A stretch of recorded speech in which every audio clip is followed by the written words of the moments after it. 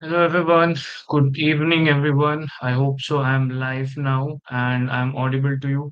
Okay, guys, good evening. Welcome to the second day of the boot camp. Can you just quickly confirm if I'm live and I am clearly audible and my screen is visible to you or not? Okay, just a confirmation before moving forward. Yeah, yeah, Mr. Novel. Hello, good evening. Good evening, Samarth. Good evening, Rishikesh. Good evening, everyone. Guys, can you just confirm if everything is fine from my side or not? So that will be kind of confirmation for me. Okay.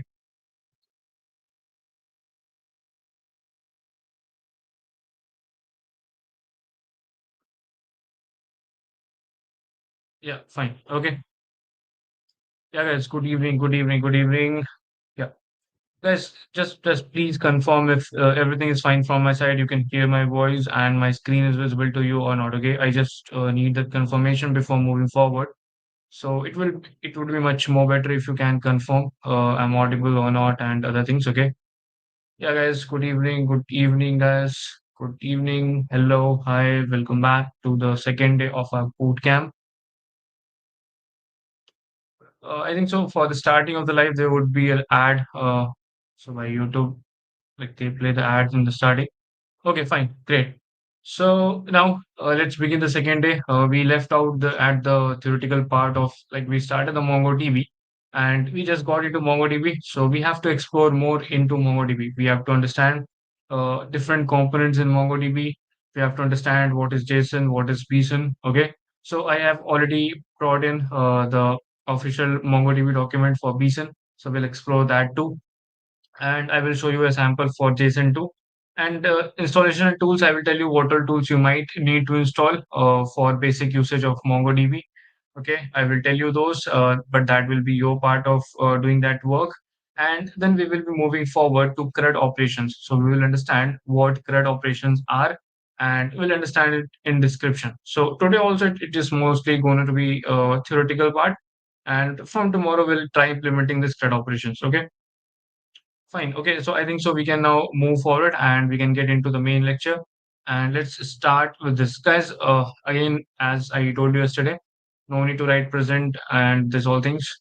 And whoever is right now in the session waiting for the attendance form, instead of spamming in the sorry, instead of spamming in the chat, like give me attendance form and all, you can leave the class and you can rejoin after 7:45. That will be much better for you and me too, because I do not want any problems. I do not want any rush in the lecture, and and you do not want to take lecture because you are here only for the attendance. Then it's your choice. You can leave out.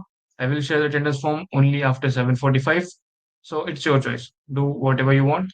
Okay. Fine. So now let's get into the lecture. Guys, even after if I tell you again and again, do not write present in the chat. I hope so you will understand that. Okay. I'm speaking in English and I am assuming that everyone understands that language. Even though there is too much of language fight going on in the country, but I understand that English is accessible and English is understandable to all. So I do not want present in the chat. That's what I am asking you. Okay. Fine. So now let's get into the lecture. Now, what all components do we have in our MongoDB? So we'll understand what is database, collection, and document. Okay. So first thing, what is database? Okay. So let's understand what database actually is in our context. Okay. So database is a container. Okay. We are calling it as a container of collection or for collection. We will understand what collection is. So what is database? Database on a bigger term, we call it as a container of collection.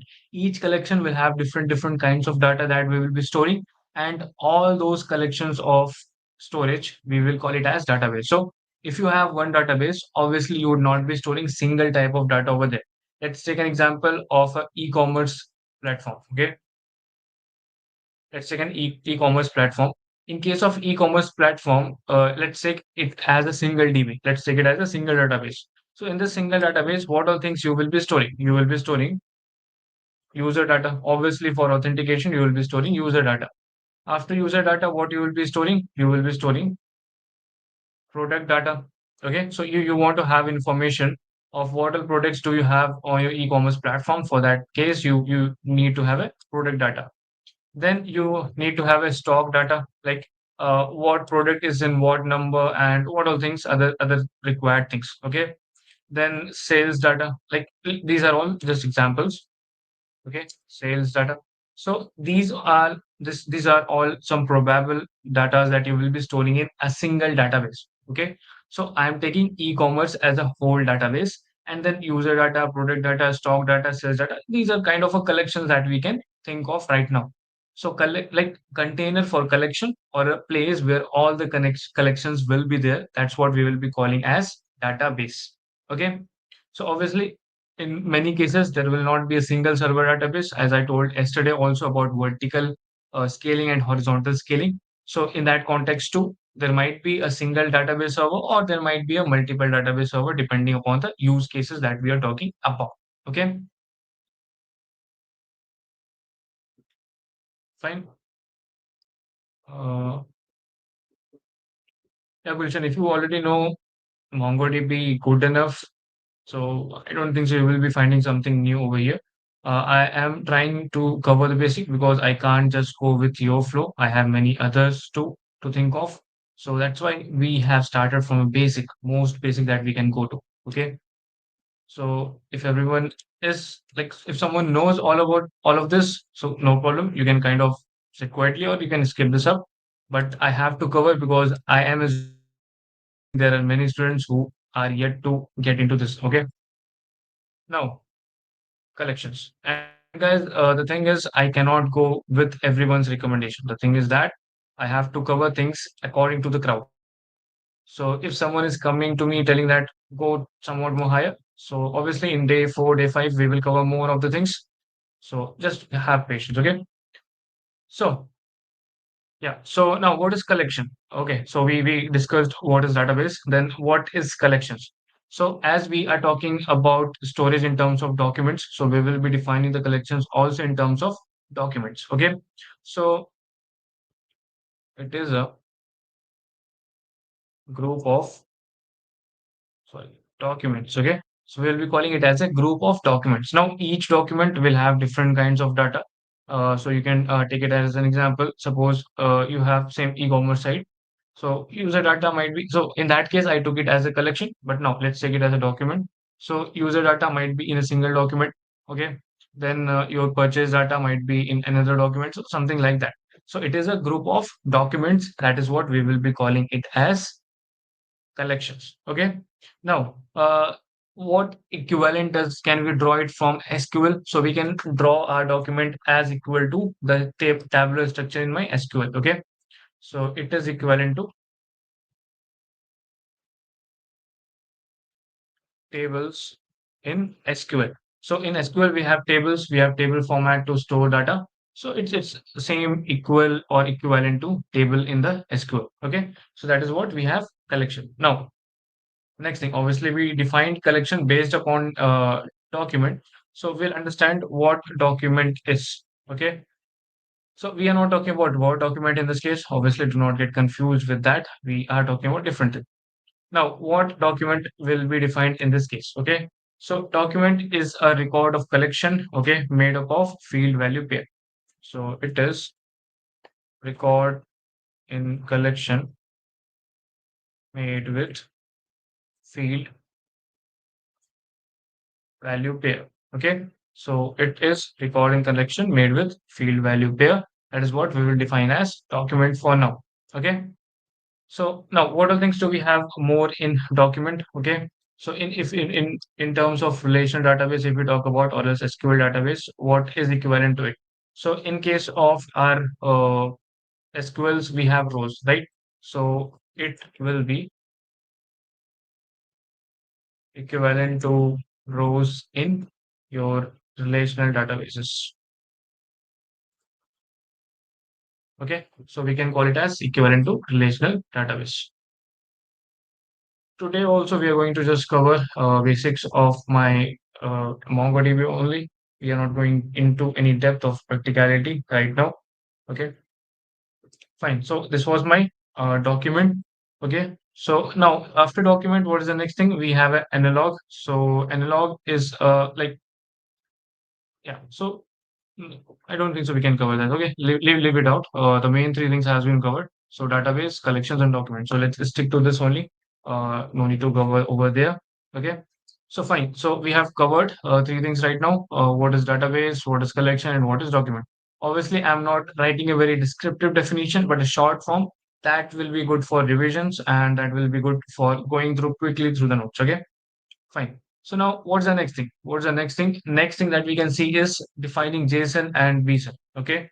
So we already touched this topic, but we were not yet done. So we'll first of all define JSON. What is JSON and why do we exactly need this? Okay. Yeah, the notes will be shared with you. Do not worry. Okay. Whatever I'm writing over here will be shared with you. So what is the full form of my JSON? So JavaScript object notation. Okay, so that is what I will call it as in the full form JavaScript object notation. What definition can we use for this JavaScript object notation? So it is a human readable form. Okay, I will show you example why I'm calling it as human readable form. Human readable form of data. Okay, so whatever data gets into my NoSQL databases, every human can read it. Okay, so that is why we call it as human readable form. Okay, 1 minute. Yeah, fine. So it is human readable form. No assignment for today, too, guys. We are not much into practicalities. That's why we are skipping assignments right now. So if we get into more practicals, in that case, I will be giving you assignments. But for now, there are no assignments. Okay. I think we studied all this in ChatGPT better way from the ground. Yeah, Gulshan, then you can go to the ChatGPT.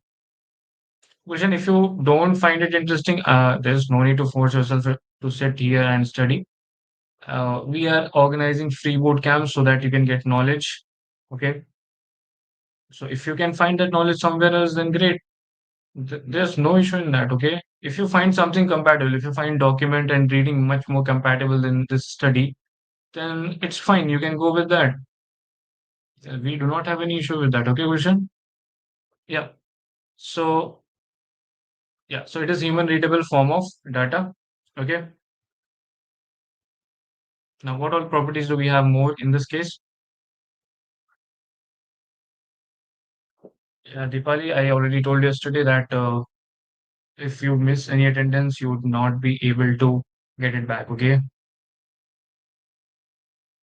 Yes, Gulshan, if you're fourth year CSC, then obviously you should not be studying database from basic. You already completed database. So how will you find it interesting when it is already a new, sorry, already an old concept for you? Think about yourself, Gulshan. You are in fourth year. If you are in fourth year, how exactly will you find it interesting when you have already covered it many number of times? You already had a DBMS course in your BTech, obviously. Yeah, fine. Yes, Gulshan. Please do not disturb others, Gulshan. If you are not finding it interesting, you can go with other resources. That will be much more better option for you and for me too, Gulshan. Okay. So it is human readable data. Now, what all next property do we have? So we considered it as lightweight data interchange format. Okay. So we lightweight because it's theory, guys. Right now it's theory. That's why I'm teaching on Canva. Guys, I do not understand, but I don't know MongoDB. Then Gulshan, if you don't know MongoDB, then sit quietly and understand it. What's the need of writing in the comment, writing in the chat that you it's basic? Oh, obviously I know it's basic. I know what I'm teaching, but as per the crowd, I have to. Vaishnavi, all the recordings are there on the YouTube channel. Okay, you can find it over there. Yeah, so what I was writing? Yeah, so lightweight data interchanging kind. Okay. Now, what all things does it support? What all things does it takes as an input? So it takes string numbers. So it will take strings. It will take numbers. Now, what all things do we have more? So strings, numbers, booleans, arrays. Okay. So these all four things will be taken. And we have a special thing in JavaScript that is objects. Okay, booleans. Yeah, so these all things will be taken in my JSON format. Okay, so it's a basic JavaScript object notation format. It is human readable. Why we call it as lightweight GHT. 1 minute. Okay, so in this case, we are not following any fixed structure. We are following a schema. Obviously, we are following a schema, document type of storage where we will be storing everything in the form of either string, number, booleans, arrays, and objects. Okay, now array is an object. Array and object are different, guys. Array and object are different.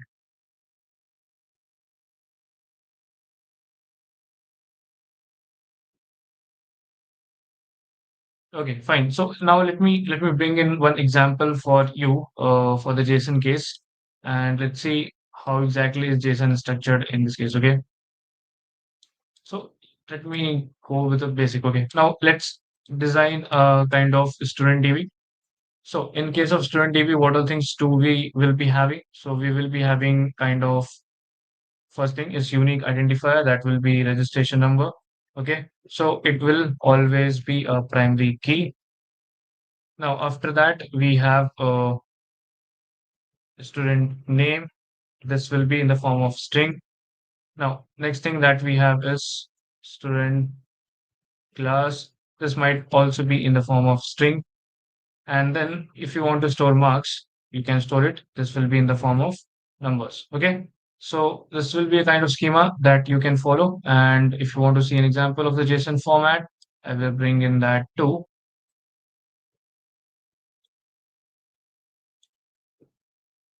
Okay, let's see this example. Now this is a example. Okay, this is not formatted. Fine. So let me take a screenshot of it. That will be much more better for me and for you.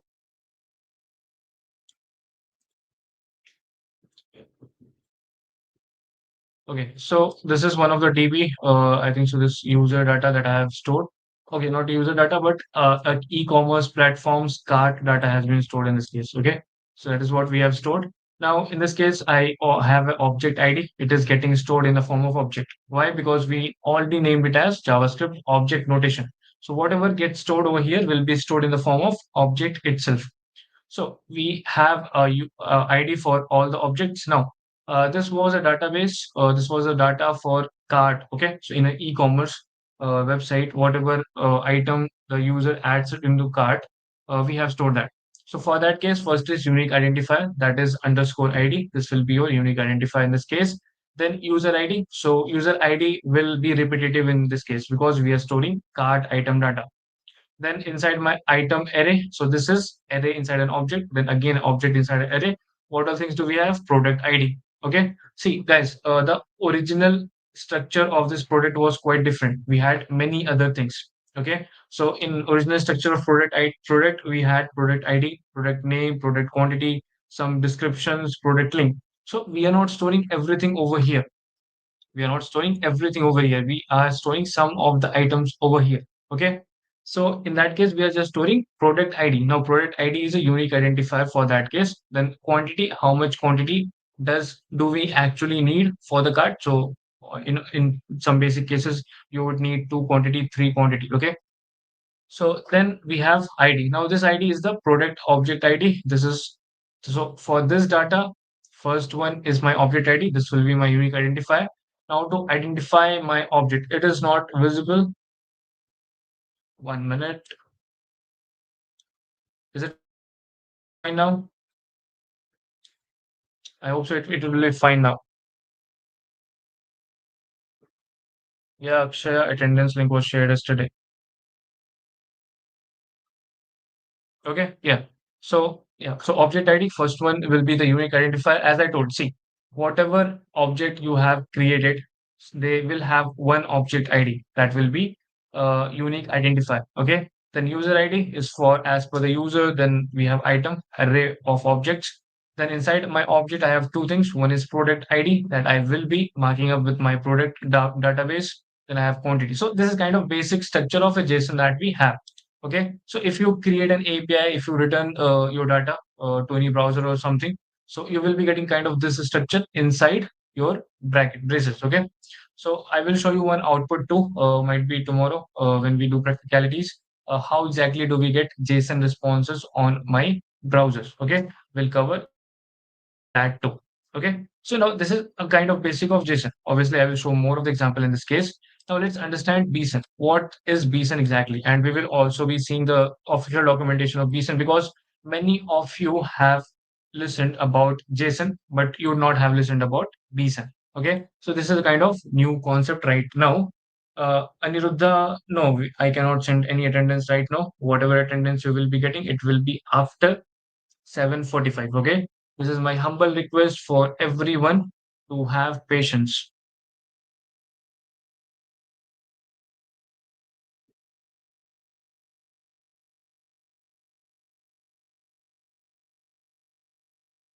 Screen is not clear. Guys, I think the screen is clear, right? Guys, before starting the topic, why are you asking what is BSON? I have not yet completed BSON.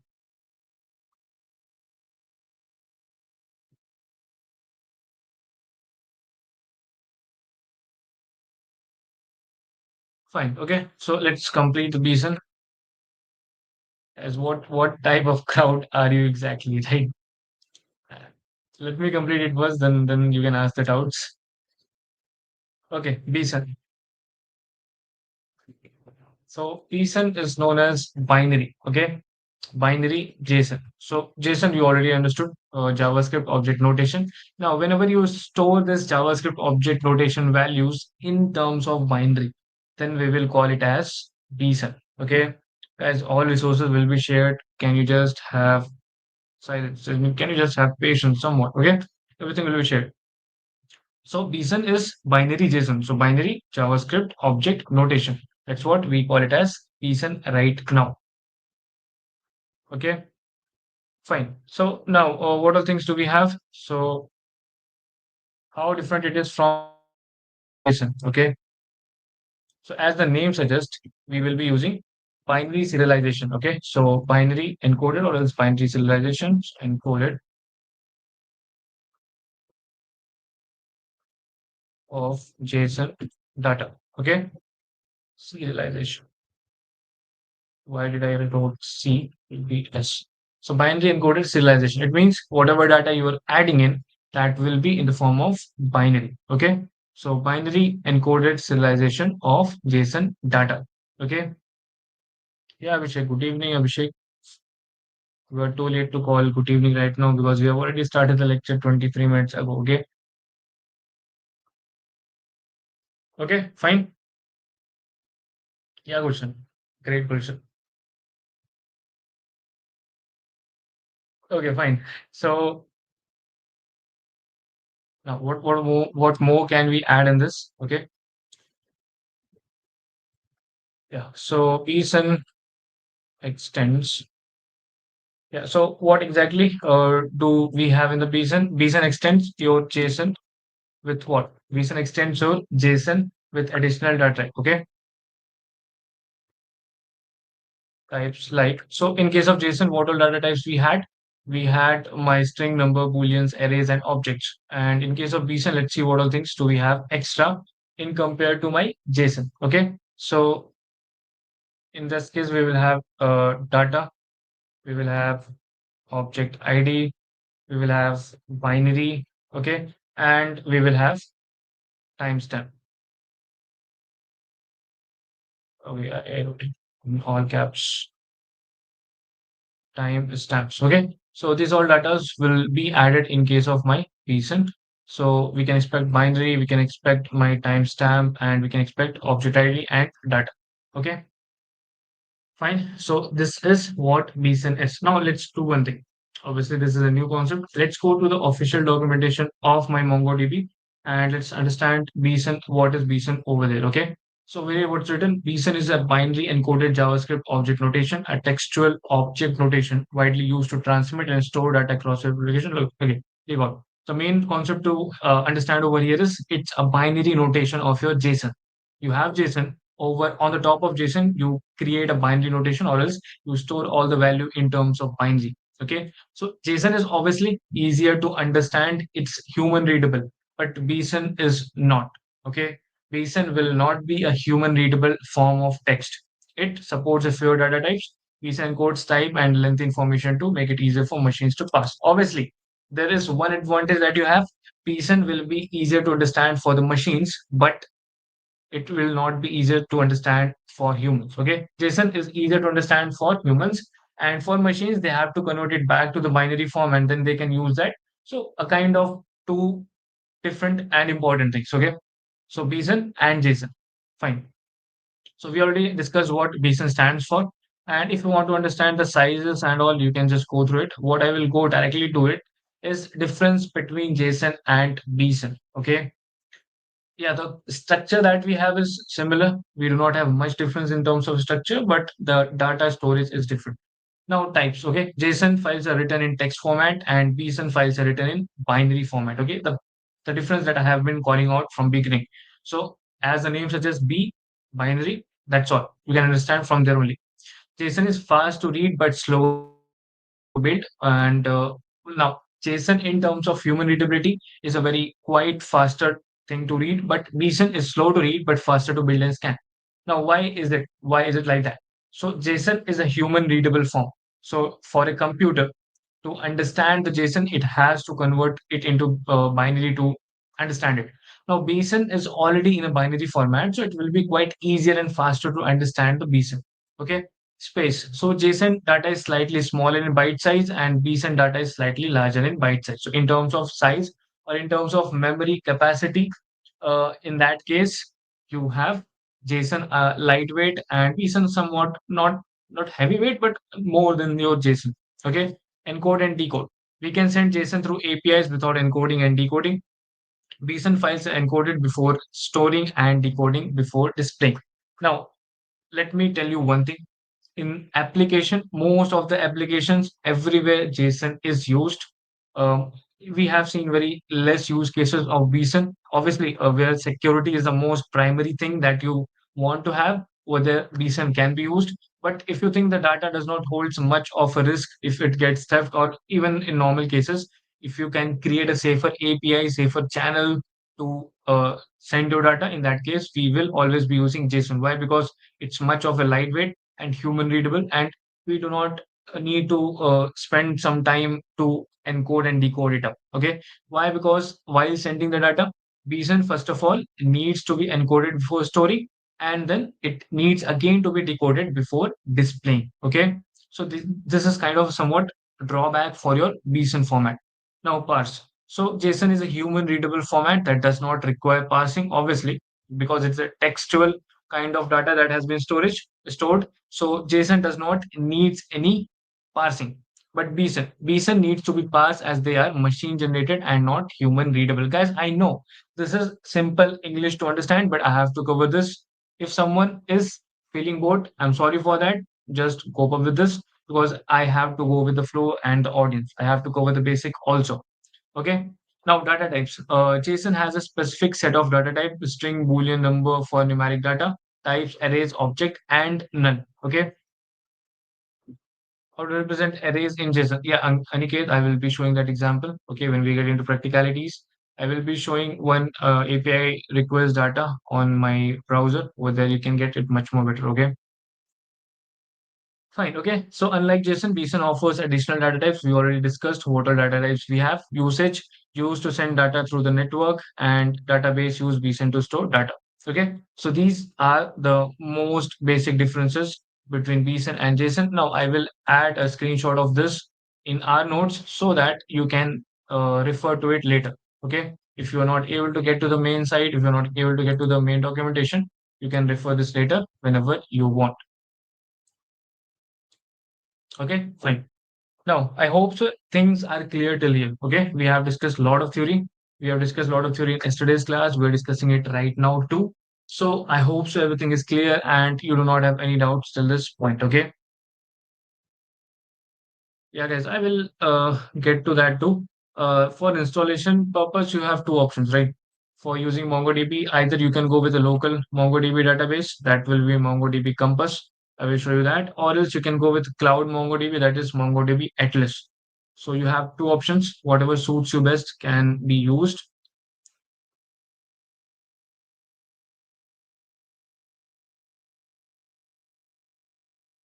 Yeah, that site is MongoDB documentation. Yeah, yes. See, yeah, I remember something that I forgot to tell you. So whenever you are learning something new, the best way to learn is go through the official documentation of that. Okay. So we are learning MongoDB. If you want to learn MongoDB, go through the official documentation of MongoDB. That will be the best option that you can use. Okay. So if something new comes in, they will be updating it regularly. So when you are learning something new, your curve is new, just go through the documentation, sit down peacefully, read everything. I'm not telling you to by heart it, but read it to understand. Okay, that will be the much more better option that you can have. So if you understand things, that will be staying in your mind, that will always be with you, and you will get that only by exploring the documentation only. Okay, not from any other thing. And if you want to make your job much more easier of learning the documentation, like reading the documentation, so you can go with using AI tools where you can kind of create a brief note of whole of the documentation, because sometimes documentation are too heavy to read. So you can create a brief note of the documentation using AI tools, and then you can use those documentation. Okay. See, you have AI, use it for the best practice, not for cheating out. Okay. So if you're learning to code something new, suppose let's take an example, if you're learning JavaScript from basic. So if you start generating code from the starting using AI, that will not be a better option for you. Okay. You will not clearly grasp the concepts. So reading documentation through UI AI is like much better option, but writing code from the starting point using AI is not a better option. Okay. Uh, I will share the notes link. Okay, I think so. Yesterday you did not receive the notes link, so I will share the note link after some time. Okay, fine, guys. There is no doubt, right? Everything is clear. How API is useful. See, if we get into APIs, API is application program interface. Okay, so you would have known something as backend and frontend. Okay, so in website development, we have backend and frontend. So now, how exactly do we link my backend to frontend? So for that case, we define an API. So backend is one interface, frontend is another interface. And the bridge between backend and frontend is what we will be calling it as API or endpoint, okay? Or as API endpoint.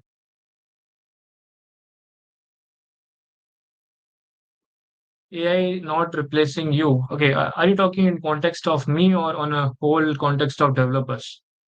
Can you just tell me if you're talking in context of me, like will AI like replace me, or else are you talking about whole diaspora of developers?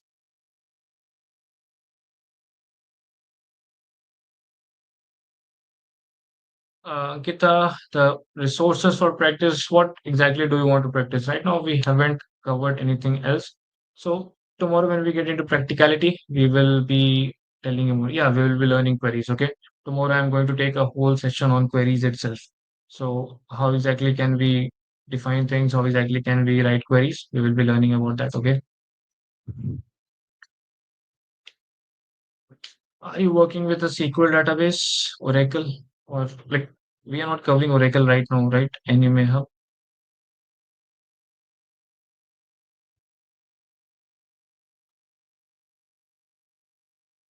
Are you okay, Shiv Kumar? If you're talking in terms of query, will it be easy or not? Obviously, it will be easy. It will be difficult depending upon the complexity that you are having. Okay,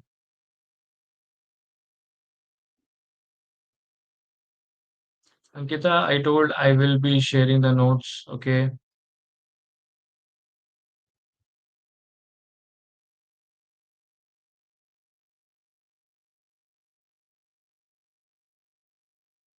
okay, yeah, I will. I will not send the resource, but I will send the resource. Okay, yeah, fine. It's okay. So, what's the next thing that we have? Okay, see, by word lightweight data interchanging, what do you understand by the word means? Lightweight means the data size that it required is kind of less. And interchange, data interchange means obviously data transfer and other things is what it means over here. Okay. You can read the plain text. You will understand that much more better. So don't complex it out. It will be lightweight data interchange as it's written. Just understand it as it is. Okay. Lightweight means it will not take much of the storage space, and data interchange means to take in or to send in data. No, Khushi, we are not getting into normalization. Obviously, normalization comes in a big topic of DBMS. And to understand normalization, we will not be having time. So I am covering all database concepts that are required for website development or application development, mostly website development. And we are not going to get into normalizations and other things. Obviously, if you want to understand normalizations, you have to know tuple calculus, you have to know relational algebra, you need to know much more things. So we are obviously not going into relational algebra, tuple calculus, and other things. So no, normalization will not be covered over here. Yeah, practicals will be there from tomorrow. Obviously, Rohit, database will be used in backend. Okay, fine. Let's move to next thing. Let's move to the next thing. What all things do we need in installations? So let me show you two things. MongoDB Compass. Okay, so first thing, you have MongoDB Compass. It is a local storage database. So whatever DB data you are storing, it will be still like it will be having, or else it will be stored on your local system, and you can install that up if you want a local storage MongoDB instance. But if you want cloud storage, in that case, you have option of MongoDB Atlas. MongoDB Atlas does not needs any installation. Okay, MongoDB Atlas will obviously not need any installation. So you can just go with sign up with Google. I think so. I have already, yeah, there is already a account with my name over here. So I will just sign in over there. And if you want to go with the local storage of MongoDB, you can go with the MongoDB Compass. Obviously, remember one thing, if you are creating anything on MongoDB Atlas, you can obviously view and change it from your Compass. Okay.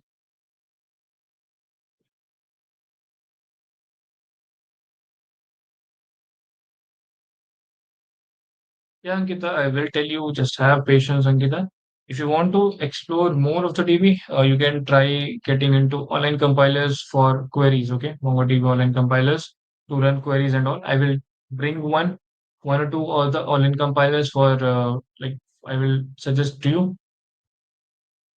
No, obviously you cannot use MySQL Workbench right now because we are not dealing with SQL, okay? We are dealing with MongoDB. So usage of MySQL Workbench is not a good option over here. Yeah, Suri, I would not be able to help you in that case, okay?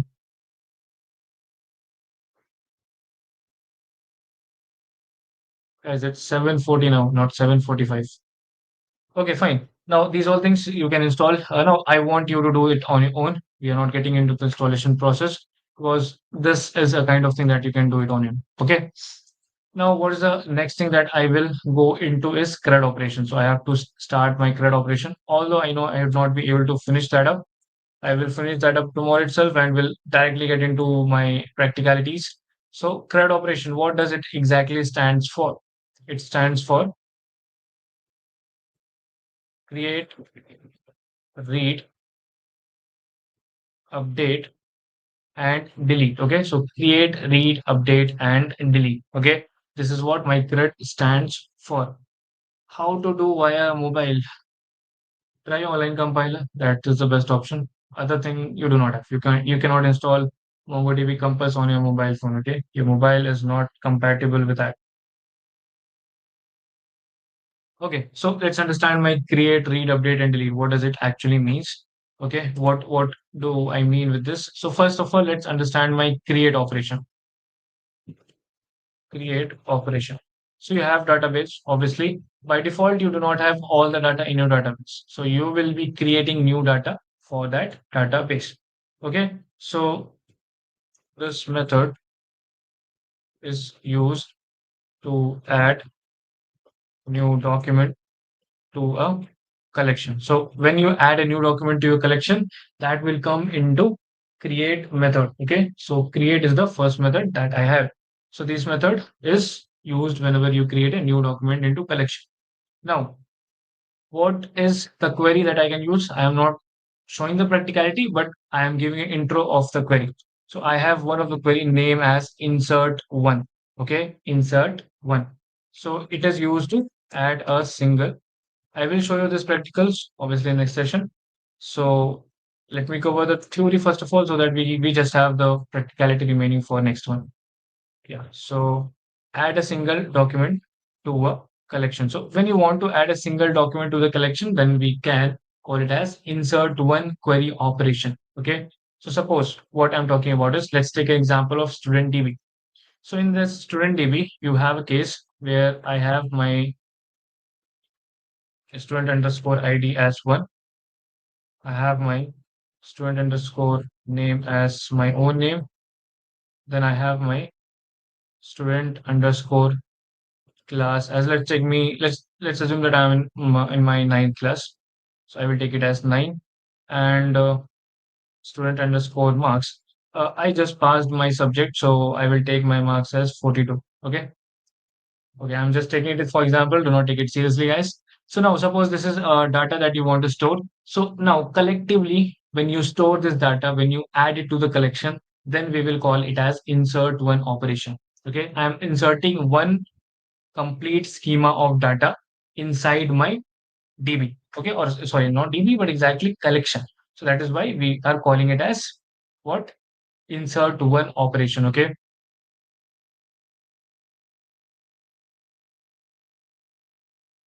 fine. Okay. Now, this is insert one. Now, next operation is insert many. What if there is a case where I want to insert like 10 these type of data? This is single form of data, or if this is single unit of data that I'm storing. Might be a case that I want to store more 5 data. So in that case, I have an option of insert many. Okay, that will be the next thing that I have. So insert many is the next thing that I have. Okay. So insert many, what is it used for? Adds multiple documents to the collection. Now, see, all of thing is happening in a single operation. And always remember, everything goes into a single collection. We are not talking about multiple collections. Okay. So this will be single collections, single operation. And next thing is all data is stored in single collection. Okay, so we are not talking about two different collections. We are talking about single collection, and we are storing everything in a single operation. Now, there might be instance I would be trying to store how many collections can we add? As many as you want in a single DB. Whatever number of collections you want to add, you can. Okay, until unless the size limit has exceeded, you can add whatever number of collections you want as per your need. Okay, so suppose what if there's a case I want to add such 100 datas, okay, such 100 blocks of data in my DB or else in my collection. So I can just use insert many operation, and then I can add all of this data in a single operation. I do not have to do 100 times of multiple operations. Okay, what project you make in hackathons? It depends upon the problem statement of hackathon. Okay, there's nothing such as a predefined project for any hackathon. Okay. यार अर्पिता सबर का फल मीठा ही होता है. Yeah, fine. Okay, so now first is create operation. Guys, just have patience, guys. Now, what is the next thing that I have? I have my read operation. So read operation is used to fetch data from my database. Okay, read operation is used to fetch my data from database. Okay, guys, why are you getting like? Why are you arguing between yourselves? Okay, difference between document and collection. Where were you, Fradeen? Fradeen, right? Fardeen, sorry. Where were you, Fardeen, just around 15 minutes before? Yeah, Fardeen, you can write once. I will be able to see that, okay? You do not need to spam in the same text again and again. Difference between document and collection. Yeah, obviously, MongoDB is a NoSQL DB. Okay. Now, let's go with the read operation. So this method is used to, it's 46. I know, no need to write in the comment, just have patience, okay? So these methods are used to query and retrieve the data. So we are talking about retrieving the data out of the database, okay?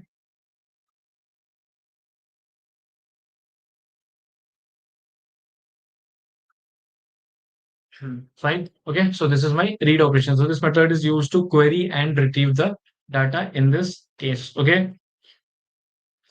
Yeah, guys, attendance is already taken. Whoever is late, I cannot help you now. Attendance is already taken. So whoever is late, there's no chance of them getting attendance. Okay. So now from where are we retrieving this data? We are retrieving this data from document of collections. Okay. Retrieving the data from document of collections. Okay, so this is what we are doing in the read operation. Now, in read operation, whatever things, what all queries do we have? So, yeah, Kanishka, tomorrow I'm bringing all the practical parts. Okay, so tomorrow you can get it more about. So, if I could give you one suggestion, two suggestion, that will not be enough. I will show you a whole practical tomorrow. Okay. Okay. So first operation is find operation. Let me complete find, then I will share that in. Okay. Fine. So yeah, so find operation. So find operation, what it is used to retrieve all the documentation that matches a specific query. So retrieve all the documentation or else all the data that matches a certain condition. So there might be a case that in my student DB, okay, let's take an example. There might be a case in my student DB. I would be searching for students whose marks is greater than 42. Let's take an example. Students whose marks is greater than 42. So I will add a condition telling my query that the marks of students having marks greater than 42, or else the detail of students having marks greater than 42. So that's how I will be fetching the data in this case. So in this case, we are not fetching all data. We are fetching data on basis of certain conditions. In some cases, we do not have any condition. In that case, we will be fetching all the data. But if we apply any condition, then the data will be filtered out and then fetched. Okay. Now, when are we going to get all the data? If there is no condition applied, if there is no condition applied to query, then we will be getting all the data. Okay, so if there is no condition applied to filter out, in that case, we will be getting all the data that we want, or else all the data that has been stored. Okay, fine. So this is my find operation. Okay, yeah, guys, just wait. I'm sharing that in this phone now. Have patience. You know, the yeah, I will tell you one thing. The younger generation, obviously, I am also in the younger generation. I'm not considering myself old, obviously not. I am also from your generation itself, but I see the more the younger generation is coming, the less the patience is in them. Okay. That is a major problem with us. So we actually can't sit for 1 hour silently. That's a problem and issue we have. Okay. Fine. So I am pinning the attendance form on the top. Yeah, so attendance form has been pinned on the top. You can mark your attendance, and no one will come to me tomorrow telling that I have missed my attendance. You have 10 minutes from now, mark it up. And yeah, let me cover my next topic now. Obviously, we have 10 minutes. We will be covering more of it. So after find, we have find one. Okay. After I find, I have find one operation. So what happens in my find one operation? Okay. So retrieve at most one document. Okay.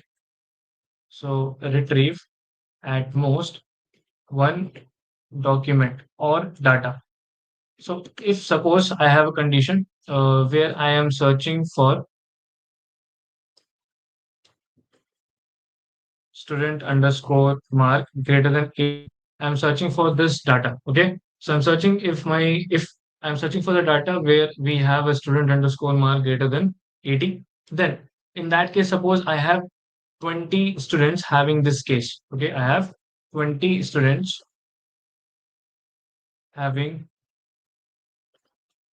student underscore mark greater than 80, then we will only fetch one out of them. We are not going to fetch all of the 20. We are going to fetch only one out of them. So find one, as the name suggests, it will just be returning one of the data. It will not be returning four of the data. So in this respective case, I have 20 data that matches my condition, but I just want one. The first data that I receive, that is all. I will not go to any other data because I have defined my query as find one. Okay. So after find one, what is the next thing that we have? After find one, we have filter. Okay, filters. So what filters actually means? Okay, so filters are the conditions that you apply in find one, and other things. Okay, so used in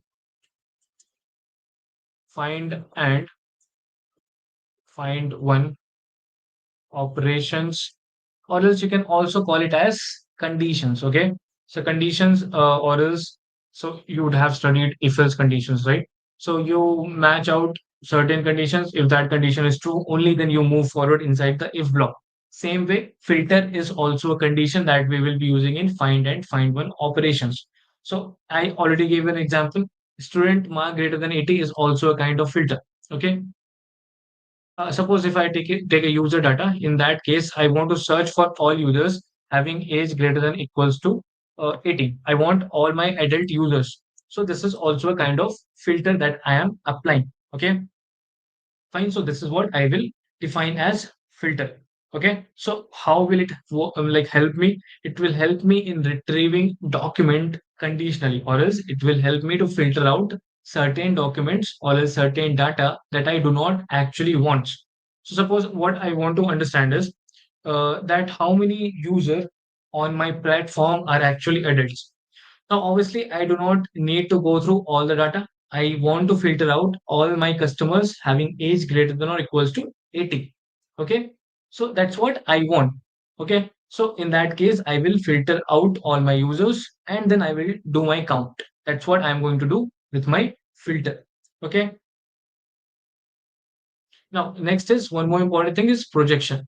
So in some cases, let's go back to my example that I took, student example. So in this case, I want to print the student data, but I do not want to print whole of the data. I just want to print the student name and the student class out of the data. Now, projection is used to specify what particular field out of data you want to print. Okay. So what is projection?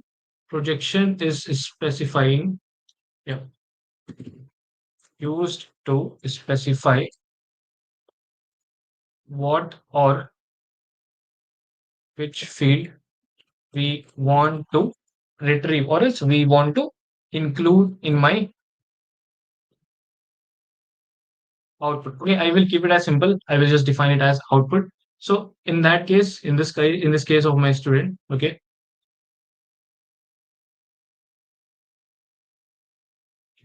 yeah. So in this my student case, what I have is I have student ID, I have student name, student class, and student marks. So I do not want everything. I want just one thing. What is that one thing that I want? So not one thing, but actually two things. Sorry,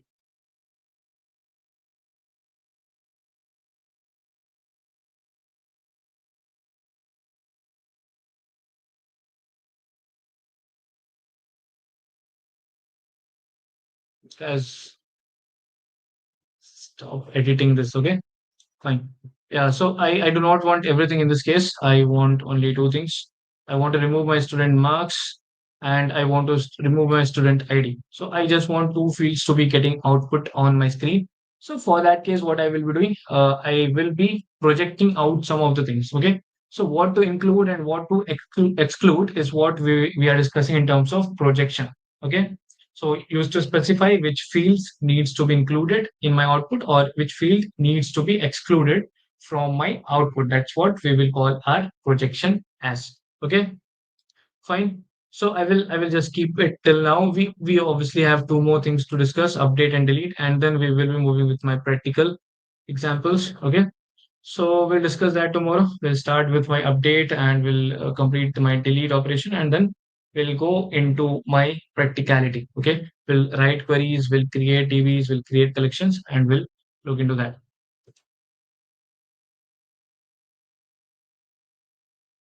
Okay. Fine, guys. Okay, great. So everyone, please mark your attendance quickly and please do not leave out your attendance. Okay, I do not want anyone to be coming to me tomorrow and telling that I have missed my attendance. Okay. Yeah, I'm sharing Apurva. Just wait, Apurva, 1 minute. Yes, guys, I'm sharing the notes just as I'm waiting so that you can mark your attendance. Apurva, you can stop spamming. I understood what you want. Okay. Where will I share notes? I will mail you. Ankita, I will mail you personally. Okay. I will share it in the chat. Okay. Wait, I will share it in the chat.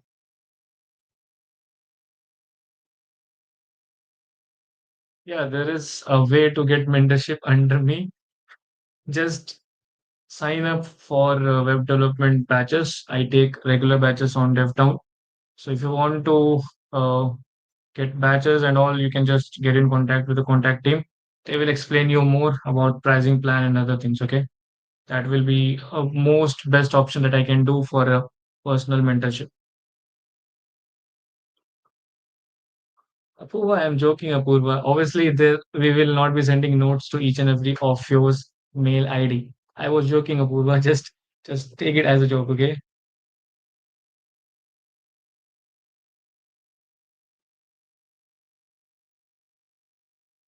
1 hour, Fardeen. The session is 1 hour, okay? Yeah, guys. Sometime I can also just pass a joke, okay? Don't take everything seriously. Okay, fine. I will share the notes link now and I will replace the pinned comment. So I do not want any next comment telling me share the attendance link again. Okay. I have waited around 8 minutes. Now I'm sharing notes. There should not be a single comment telling me that, sir, I want my attendance link again. Okay.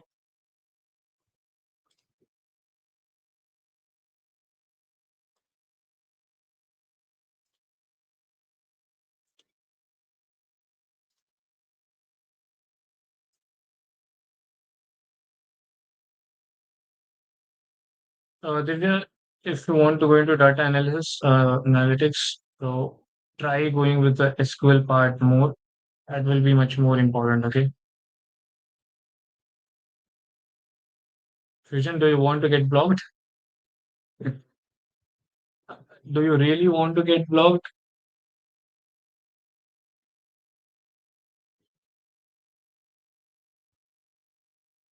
Yeah, it's over there too. But if you want, I have shared it here also.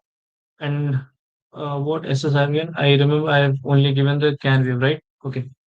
Yeah, no one will send a mail asking me edit SS. Last time I got many mails for edit SS. I know you want to create troubles, but please do not. Okay. I do not have much time to entertain those troubles. Okay. Queries. Queries, general questions like tuple calculus, relation algebra, no normalization questions. There will be many type of questions that you can answer. Okay. Transactions, concurrency control. There is many types. Okay. Anyway, I cannot clearly tell you what LPA you can think of getting. Okay.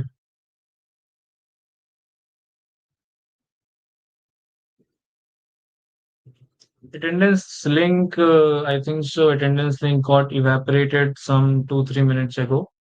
So attendance link went back to its mom's home and we quite cannot find it now. So I'm sorry, attendance link is at his home.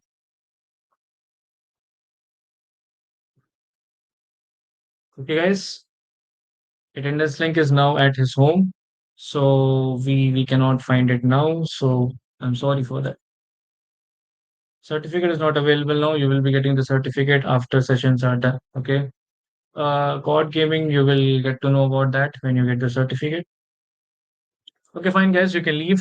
There's nothing new to discuss now. We'll continue the session tomorrow. Thank you, everyone. Thank you, guys, for joining in. And we'll begin at the same time. We'll end at the same time. We'll do practical applications tomorrow. Okay, fine, guys. Fine. Thank you, guys. Thank you for joining. Good night. Bye bye.